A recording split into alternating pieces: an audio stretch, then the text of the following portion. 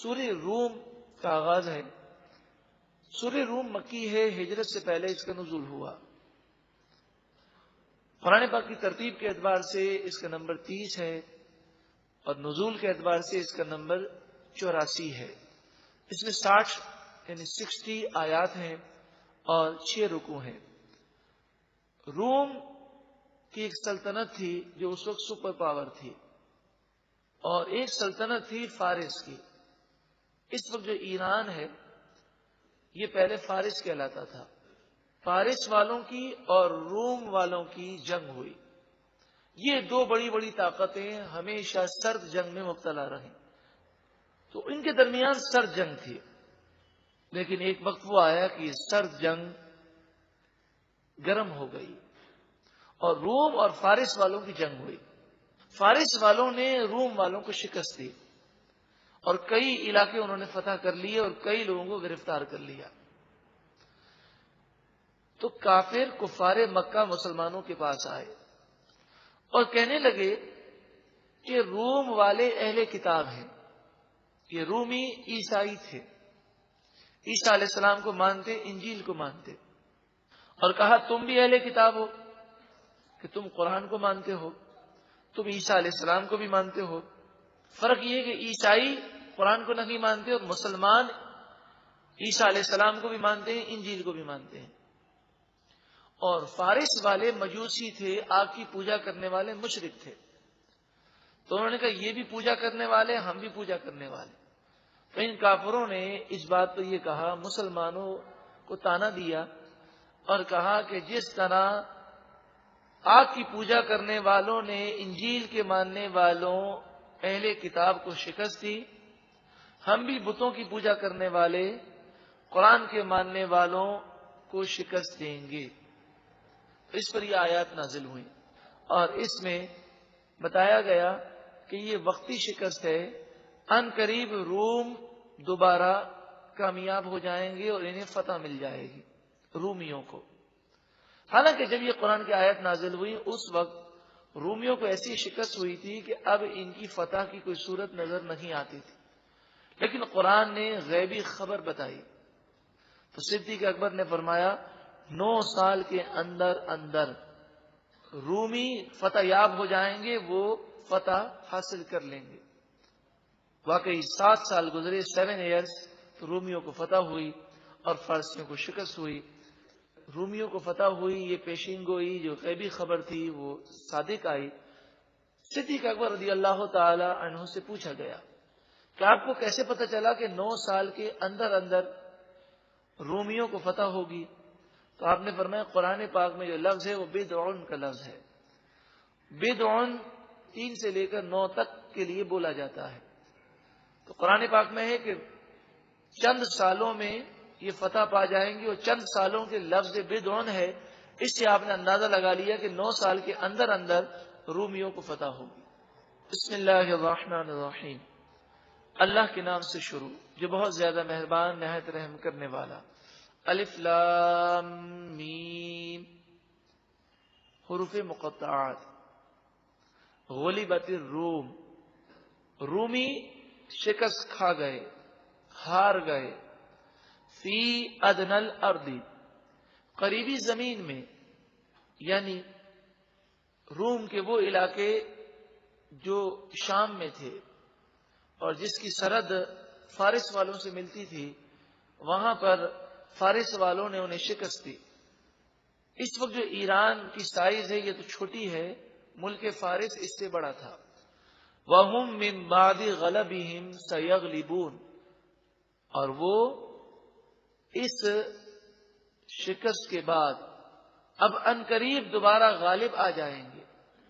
فی بضع سنین، چند سالوں میں۔ لفظ بدن کے معنی 9 سال کے اندر اندر یہ غالب آ جائیں گے۔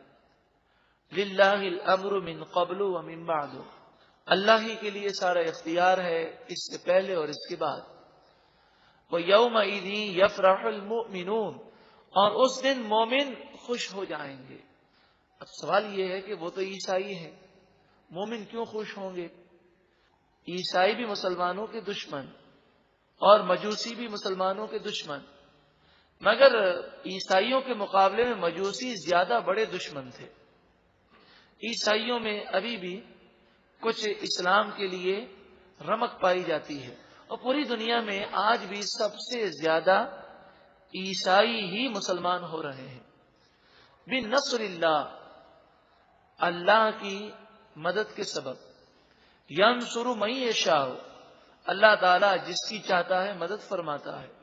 وہو العزیز الرحیم، اور وہی غالب مہربان ہے. وعد اللہ، یہ اللہ کا وعدہ ہے. لا یخلف اللہ وعدہ، اللہ تعالیٰ اپنے وعدے کے خلاف نہیں کرے گا. ولکن اکثر الناس لا یعلمون، ہاں لیکن اکثر لوگ نہیں جانتے.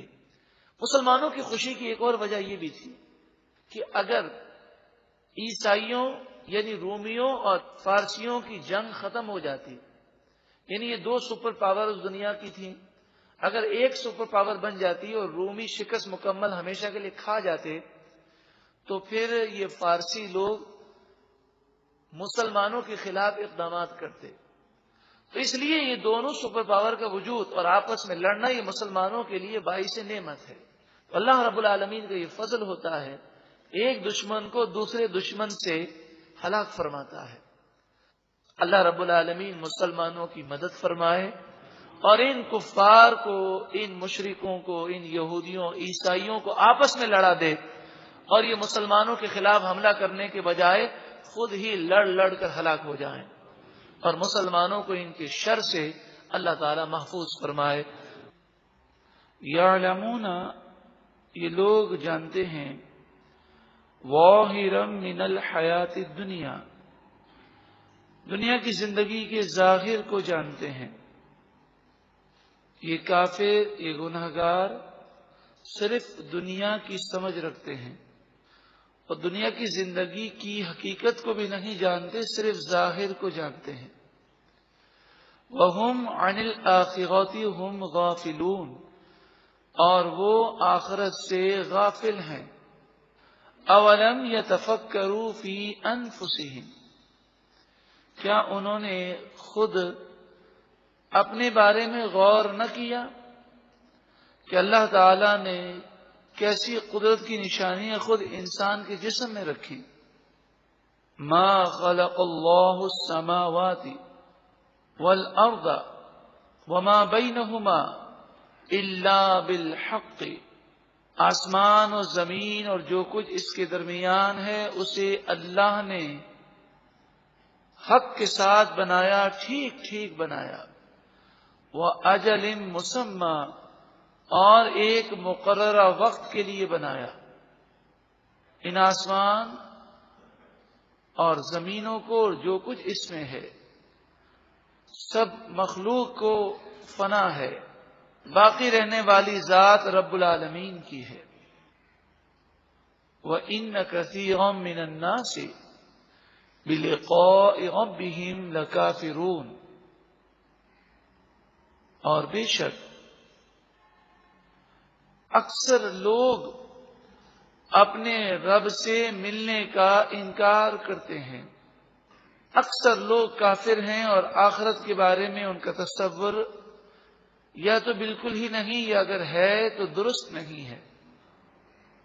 تصور آخرت جب دل سے مٹ جائے تو انسان گناہوں میں مبتلا ہو جاتا ہے. اولم یسیغوا فی الارض، اور کیا انہوں نے زمین میں سفر نہ کیا؟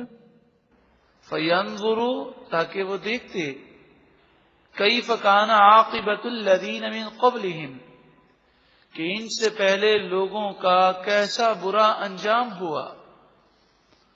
ذرا دیکھیں کہ بڑی بڑی تہذیبیں آج خندرات میں تبدیل ہیں. بڑے بڑے سیٹھ، مالدار، حکمراں، وزراء آج اپنی قبروں میں ہیں. کانوا اشد منہم قوۃ، یہ لوگ ان سے بھی زیادہ قوت میں زیادہ تھے، طاقتور تھے. وَأَثَارُوا الْأَرْضَ، اور ان لوگوں نے زمین کو ان سے زیادہ ہریالہ بنایا. زمین پر کھیت اور پھر کھیتوں پر ہل چلانا، سبزہ اگانا، یہ کام انہوں نے، جو پہلے لوگ ہلاک ہوئے ہیں ان سے زیادہ انہوں نے کیے ہیں، اس لیے کہ ان کی عمریں لمبی ہوتی تھیں، ان کی طاقتیں موجودہ لوگوں سے بھی زیادہ تھیں۔ وَعَمَرُوهَا أَكْثَرَ مِمَّا عَمَرُوهَا، اور زمین کو انہوں نے ان سے زیادہ آباد کیا۔ کوئی 1000 سال عمر، کسی کی 2000 سال عمر، تو زمین میں وہ زیادہ رہے ہیں، مگر جب اللہ کا عذاب آیا تو ان کی لمبی عمریں، ان کے لمبے چوڑے بدن، ان کی طاقتیں، کہ جب وہ خالص کھاتے، جڑی بوٹیاں ان کی غذا ہوتی، لیکن اس کے باوجود بھی وہ اللہ کے عذاب سے اور موت سے نہ بچ سکے۔ وَجَاءَتْهُمْ رُسُلُهُمْ بِالْبَيِّنَاتِ، اور ان کے پاس ان کے رسول روشن نشانیاں لے کر آئے۔ فَمَا كَانَ اللَّهُ لِيَظْلِمَهُمْ وَلَكِنْ كَانُوا أَنفُسَهُمْ يَظْلِمُونَ، اللہ نے ان پر ظلم نہ کیا، ہاں لیکن وہ خود اپنی جانوں پر گناہ کر کے ظلم کیا کرتے تھے کہ برے کام کا انجام برا ہے۔ ثم كان عاقبة الذين اساءوا السوء، پھر ان لوگوں کا انجام کہ جنہوں نے حد سے بڑھ کر برائی کی اور وہ برائی میں بہت آگے بڑھ گئے، ان لوگوں کا انجام یہ ہوا کہ ان کذبوا بآیات اللہ، انہوں نے اللہ کی آیتوں کو جھٹلا دیا۔ انسان گناہ کرتے کرتے حد سے بڑھ جاتا ہے اور اس کا ایمان کمزور ہو جاتا ہے، اس کا دل ایسا سخت ہو جاتا ہے کہ ہدایت کی باتیں اس پر اثر نہیں کرتی۔ وَكَانُوا بِهَا يَسْتَهْزِئُونَ، اور وہ ان آیتوں کا مذاق اڑایا کرتے تھے۔ آخرکار ایسے لوگ تباہ ہوئے۔ ہمارے لیے عبرت ہے کہ ہم ایک پاکیزہ اور اچھی زندگی گزارنے کی کوشش کریں۔ اللہ تعالی ہمیں ایک پاکیزہ اور نیکیوں بھری زندگی گزارنے کی توفیق عطا فرمائے۔ محبت کے ساتھ درود السلام پڑھی۔ اللہم صلی علی سیدنا و مولانا محمد وعلی آل سیدنا و مولانا محمد وبارک وسلم۔